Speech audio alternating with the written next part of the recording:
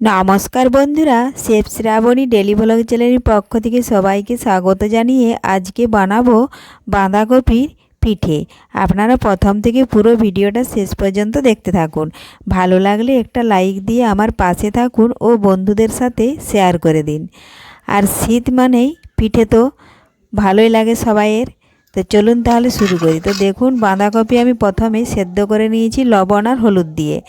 ভালোভাবে প্রেসার কুকারে সেদ্ধ করেছি, আপনারা পারলে কড়াতেও সেদ্ধ করে নিতে পারেন। তো প্রেসার কুকারে সেদ্ধ করলে ভালো হয়।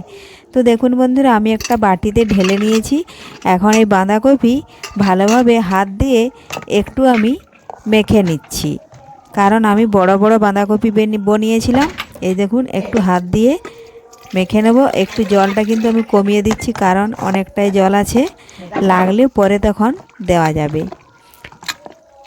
আর শীতকালে পিঠে খাওয়া তো খুবই ভালো, আর শীতকালে পিঠেটা খুবই ভালোও লাগে।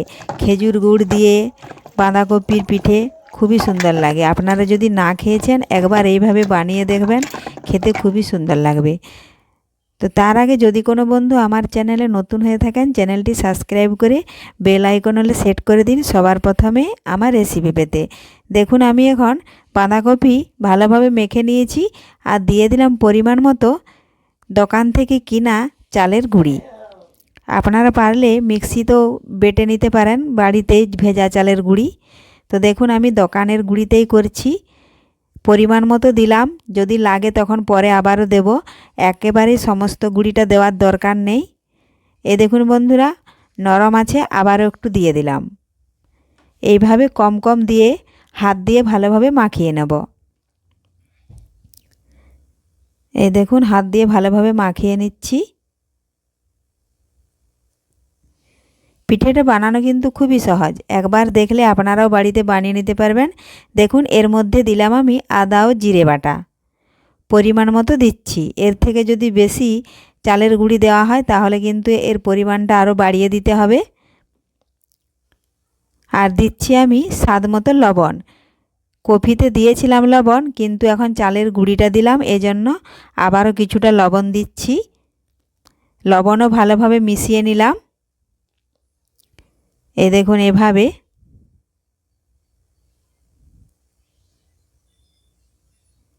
এখন আমি দেব পরিমাণ মতো লাল লঙ্কার গুঁড়ো, তাহলে পিঠের কালারটাও কিন্তু দেখতে ভালো লাগে।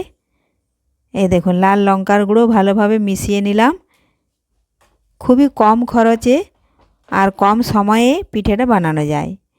দেখুন, এটা ডিনারে প্রত্যেক দিন রুটি পরোটা একঘেয়েমি যদি খেতে ভালো না লাগে, এইভাবে এখন শীতের বাঁধাকপি এনে বাঁধাকপি কিছুটা সেদ্ধ করে নিয়ে এইভাবে বাঁধাকপির পিঠে বানিয়ে খান, খুবই ভালো লাগবে। দেখুন বন্ধুরা, আমি তাওয়া বসিয়ে দিয়েছিলাম আর তাওয়ার মধ্যে একটু এইভাবে তেল দিয়ে দিলাম।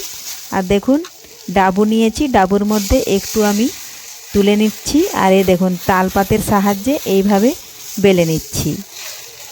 দেখুন, তালপাতের সাহায্যে কিন্তু খুব ভালোভাবে মেলা যায়। দেখুন, দেখুন, আমাদের এখানে কিন্তু সবাই তালপাতা দিয়েই বেলে থাকে, এই জন্য আমিও তালপাতা দিয়েই বেলে নিলাম। এখন আমি বেশ কিছুক্ষণ একটু ঢাকা দিয়ে দেব, তাহলে পিঠেটা ভালো হয়। দেখুন, ঢাকাটা তুলে নিলাম। আর দেখুন, পিঠের গা থেকে ফুড়ি ফুড়ি ভাব উঠেছে দেখুন। আর ওপর থেকে আবার একটু আমি তেল দিয়ে দিলাম। এখন আমি খুরপিটা দিয়ে সাইডগুলো একটু ছাড়িয়ে নেব। দেখুন, এইভাবে ছাড়িয়ে নিচ্ছি। এখন উল্টে নেব। দেখুন, এক পাশ হয়ে গেছে, আর এক পাশও আমি কিছুক্ষণ ধরে ভেজে নেব। দেখুন, একটা পিঠে তৈরি হয়ে গেল। দেখুন, দুটো হয়ে গেছে। এখন ওই একই রকমভাবে আবারও দেখুন দিয়ে দিলাম, ডাবুয়ে করে নিয়ে একটু দিয়ে আবার এইভাবে তালপাতার সাহায্যে দেখুন বেলে নিচ্ছি।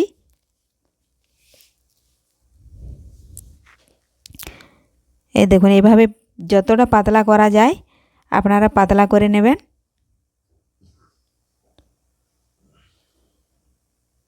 দেখুন, এইভাবে গোল করে মেলে নিলাম এক সমান করে। এখন আবারও একটু ঢাকা দিয়ে দিচ্ছি।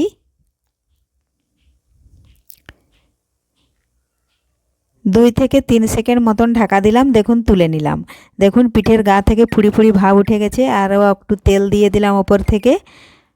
ওই একই রকমভাবে দেখুন আমি এই পিঠেটাও খুরপি দিয়ে একটু সাইডগুলো ছাড়িয়ে নেব।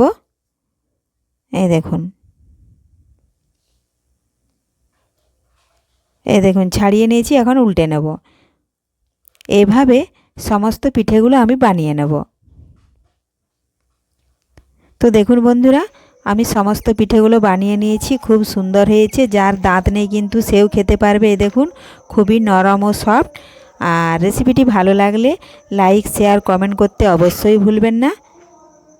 এই দেখুন, ধন্যবাদ। ফিরে আসবো আবারও কোনো নতুন পিঠে রেসিপি নিয়ে।